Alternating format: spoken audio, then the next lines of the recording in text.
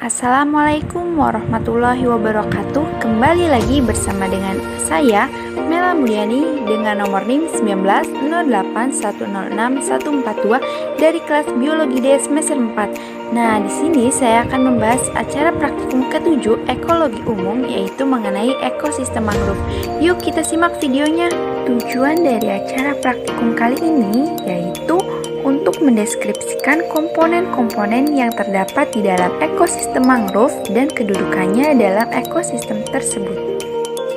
Selanjutnya yaitu alat dan bahan yang digunakan dalam praktikum kali ini. Di antaranya alat tulis, handphone atau laptop, dan video referensi. Berikut ini merupakan prosedur kerja pada praktikum kali ini.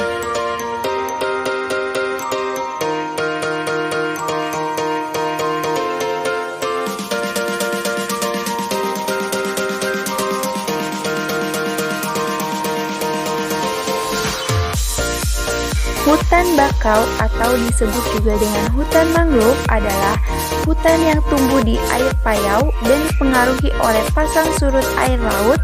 Hutan ini tumbuh khususnya di tempat-tempat di mana terjadi pelumpuran dan akumulasi bahan organik.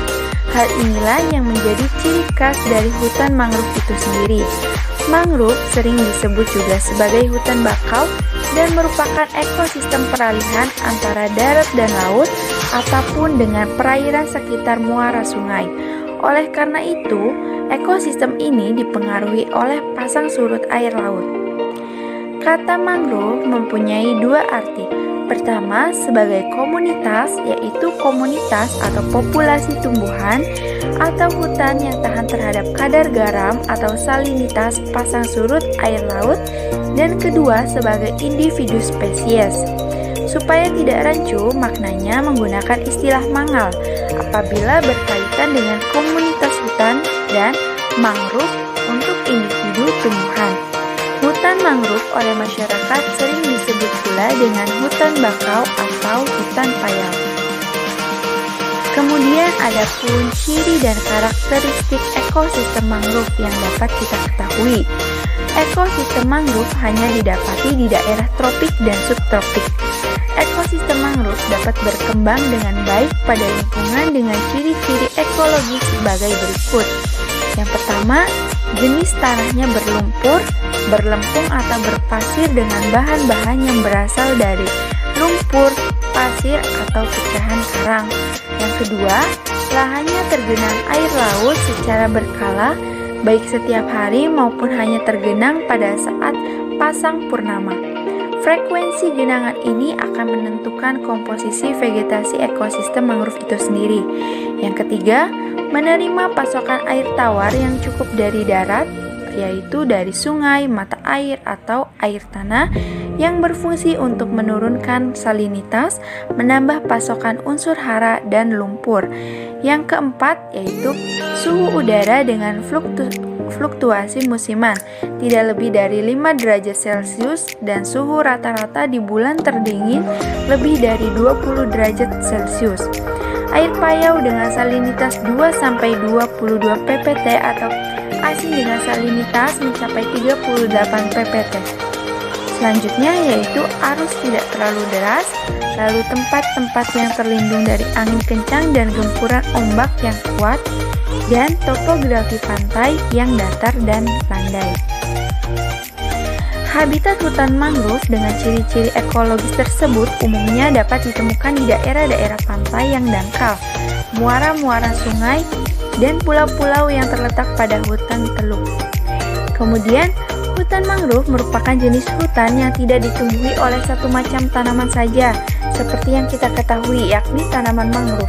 Namun, hutan mangrove juga ditumbuhi oleh jenis tumbuhan yang lainnya.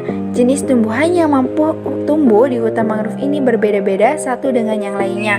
Hal ini karena bereaksi terhadap variasi atau perubahan faktor lingkungan fisik tertentu sehingga menimbulkan zona-zona vegetasi tertentu.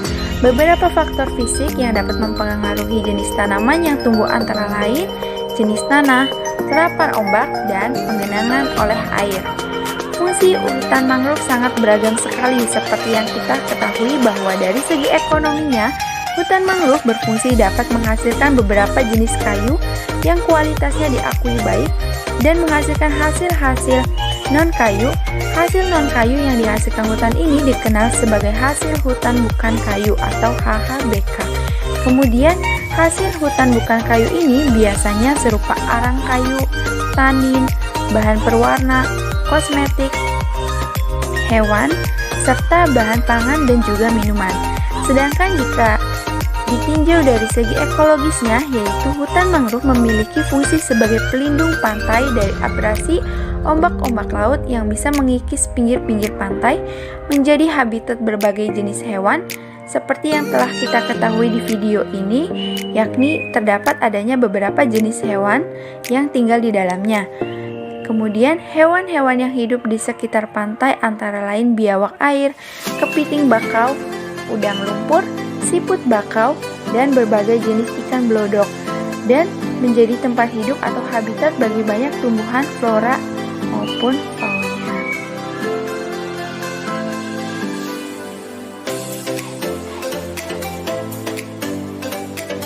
Hasil pengamatan yang dapat diketahui pada praktikum kali ini yaitu diantaranya terdapat floranya adalah tumbuhan mangrove itu sendiri, kemudian faunanya terdapat kepiting pemanjat pohon atau Episesarma sp, lalu siput belitung Cartidea sp, dan siput laut Littorina sp.